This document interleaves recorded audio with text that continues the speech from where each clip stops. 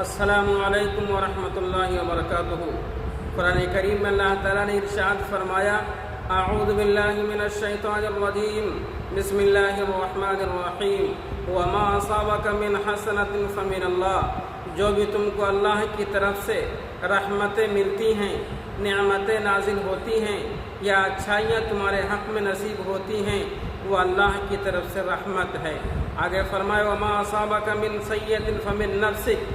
اگر تمہیں کچھ پریشانیاں لاحق ہوتی ہیں، کچھ بلائیں مصیبتیں آتی ہیں، تو وہ تمہارے بدعمالیوں کا نتیجہ ہے۔ اس وقت تم اپنے اعمال کی طرف دیکھو، اپنے گریبان میں تم جھانکو کہ یہ پریشانیاں کیوں نازل ہو رہی ہیں، یہ مصیبتیں کیوں آ رہی ہیں، اور یہ بلاؤں میں ہم کیوں گرفتار ہو رہے ہیں۔ اپنے اعمال کو دیکھو گے تو معلوم ہوگا کہ ہمارے اعمال میں کیا کیا چیز کمیاں ہیں۔ ہم نے شیطانوں کی پیروی کی، ہم نے اپنی خواہشات کی پیروی کی، جس کی وجہ سے ہم آج اتنی پریشانیوں میں گرفتار ہیں، مصیبتوں میں گرفتار ہیں، یا مصائب و آلام کے پہاڑ ہم پہ ٹوٹ رہے ہیں۔ وہ تمہارے بدعمالیوں کا نتیجہ ہے۔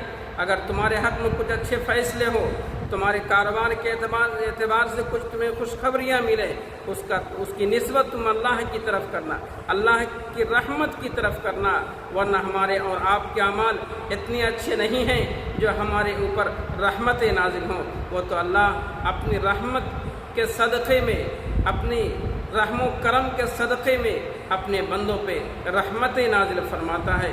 انسان کو جب پریشانیاں آتی ہیں، مصیبتیں آتی ہیں، انسان اپنے اعمال کو نہیں دیکھتا ہے، بلکہ اللہ کو وہ کوسنے لگتا ہے، برا بھلا کہنے لگتا ہے، کفریہ الفاظ بھی زبان سے ادا کرتا ہے۔ ایسے وقت میں انسان اپنے اعمال کو دیکھے اور سوچے کہ ہم نے دن بھر میں کون سے نیک اعمال کیے ہیں، کون بد اعمال کیے ہیں۔ جب آپ سوچیں گے پھر آپ کو معلوم ہوگا، اس پہ پھر آپ اپنا محاسبہ کریں اور پھر وہاں سے اپنی ایک نئی زندگی کی شروعات کریں، جو کہ صحیح طریقے سے ہماری زندگی اللہ اور اس کے رسول کے کہنے کے مطابق گزرے، تو وہیں سے ہماری زندگی انشاءاللہ کامیابی کی منزل طے کرے گی، اور پھر ہماری زندگیوں کے اندر ایک انقلاب آئے گا جس کو ہم بھی دیکھیں گے، دنیا بھی دیکھے گی۔ السلام علیکم ورحمۃ اللہ وبرکاتہ۔